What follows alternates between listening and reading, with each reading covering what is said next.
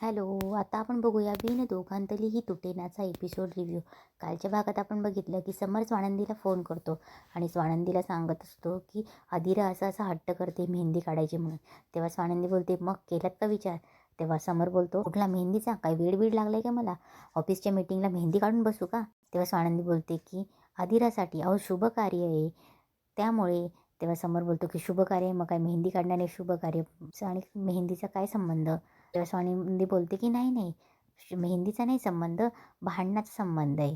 तेव्हा समोर बोलतो, कोण मी? तेव्हा स्वानंदी बोलते, मम्मी हां मी भांडते ना तुमच्याशी, भांडण तर मीच करते, त्यामुळे ना भांडण होण्याआधी ना आपण फोन ठेवूया. तेव्हा समर बोलतो की अहो ऐका तर, अधीराने असा हट्ट करायला नको आणि तुम्ही मला हे बद्दल सांगू नका म्हणून. तेव्हा स्वानंदी बोलते की अहो अधीरा तुमची लहान बहीण आहे, सासरी जाणारी पोरगी, उद्या तुम्हाला असं वाटायला नको की एवढीशी गोष्ट तर मागत होती ती आणि मी तेवढीही दिली नाही. तेव्हा स्वानंदी बोलते की एवढे बोलून मी माझे 2 शब्द संपवते आणि फोन ठेवते. तेव्हा स्वानंदी फोन ठेवते. तेव्हा समोर बोलतो, काय बाई आहे ही, फोन खरंच ठेवून दिला? इकडे स्वानंदीची बहीण सुशला एक फोन आलेला असतो. तेव्हा ती फोनवर विचारत असते की हिरो कोण आहे? तेव्हा समोरचा व्यक्ती बोलतो की अगं टायगर श्रॉफ आहे. तेव्हा सुश बोलत असते की मला ह्या साठी रोलसाठी ॲक्टिंग भेटायलाच पाहिजे. तेव्हा समोरचा व्यक्ती बोलतो की अगं हिरोईनचा रोल आहे आणि तुला करायचं असेल तर मग त्यासाठी पैसे लागतील. तेव्हा सुश बोलत असते की पैसे लागतील आणि किती पैसे लागतील? तेव्हा समोरचा व्यक्ती बोलतो की 10 लाख. तेव्हा सुश बोलते, काय 10 लाख? आणि मी एवढे पैसे कुठून देणार आहे? तेव्हा तो व्यक्ती तिला भुलवत असतो की देणार नाही आहेत, मग ठीक आहे ना, हे बघ मोठ्या मोठ्या बड्या बड्या बापाचे पोरांनाच हे रोल भेटतात कारण की ते पैसे देतात आणि तुला जर रोल करायचा असेल नाही तर विसरून जा मग.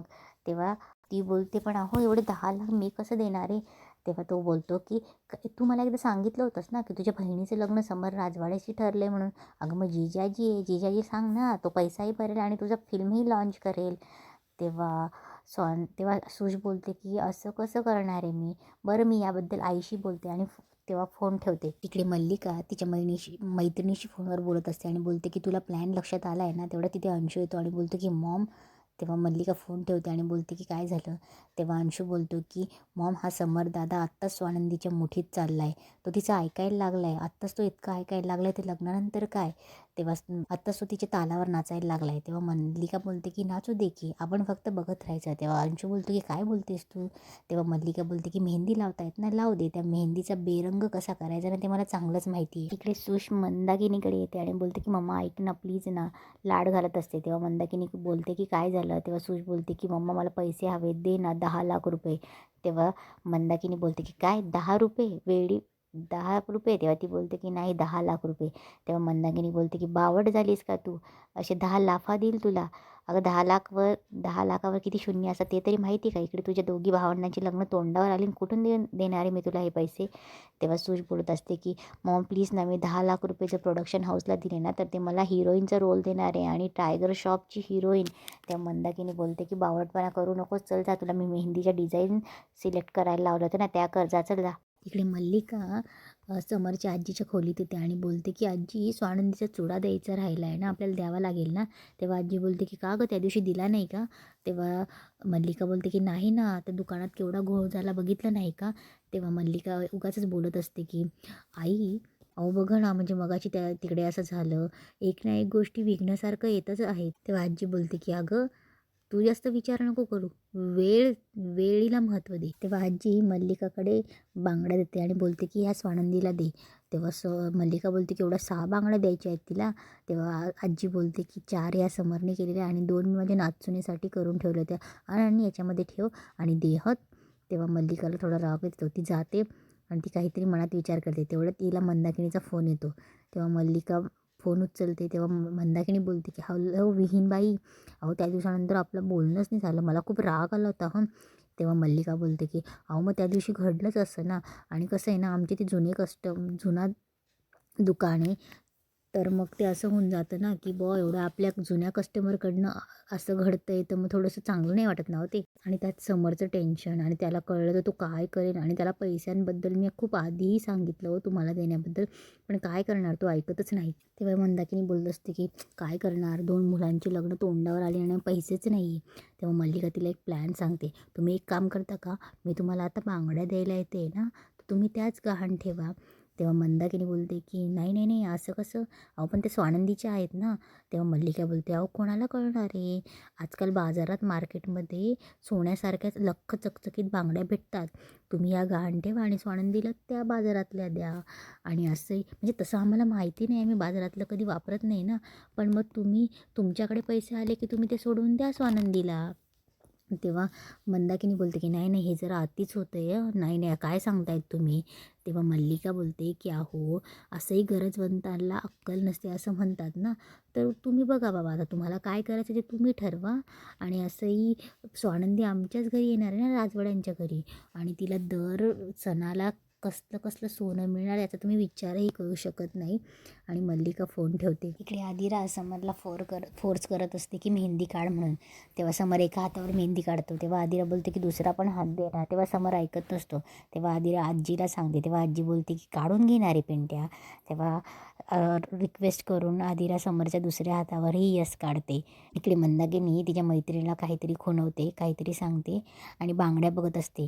तेव्हा आजी बोलते की अगं मल्लिका, तेव्हा मल्लिका बोलते की आई स्वानंदीला बांगड्या देऊन येते, त्यांच्याकडे चुडा भरायचा कार्यक्रम चालू असेल ना, आलीच मी. म्हणून मल्लिका तिकडे जाते.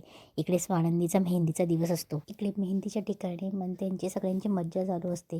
तेव्हा सुश बोलते की आपण फक्त मेहंदी काढणार नाही आहोत, आपण डान्स पण करणार आहोत. तेव्हा सगळे डान्स करत असतात. स्वानंदी ही खूप छान दिसत असते. स्वानंदी बसलेली असते. सुश तिला डान्स करायला ओढते, पण स्वानंदी नाही बोलते. सगळे डान्स करत असतात. तेवढं तिथे मल्लिका आणि त्याची मैत्रीण येते. तेव्हा मंदाकिनी बोलते की या आत्ताच प्रोग्राम सुरू झाला. इकडे मंदाकिनी बोलत असते मल्लिकाला की अहो बाई आलात ना तुम्ही, काय घेणार आहेत मग. तेव्हा मल्लिका बोलते सून. तेव्हा मंदाकिनी बोलते काय. तेव्हा मल्लिका बोलते सून, आधी सून घ्यायला आली ना मी, आधी सुनेबरोबर जरा नाचणार, मग काय घ्यायचं ते घेणार. तेव्हा मल्लिका आणि ते तिथे नाचायला जातात. तेव्हा मल्लिका तिच्या मैत्रिणीला खुणवते. सगळे नाचण्यामध्ये दंग असतात. स्वानंदीही नाचण्यामध्ये दंग असते.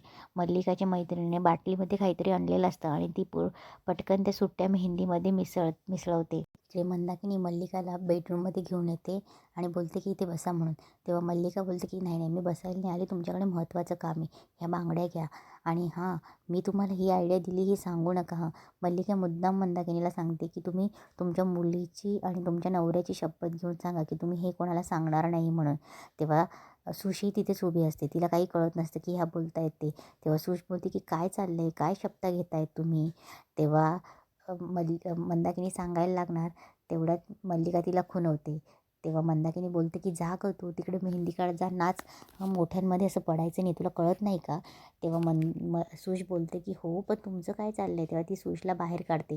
तेव्हा इकडे मल्लिका बोलते की प्लीज तुम्ही शपथ घ्या आणि सांगू नका काय तुम्ही.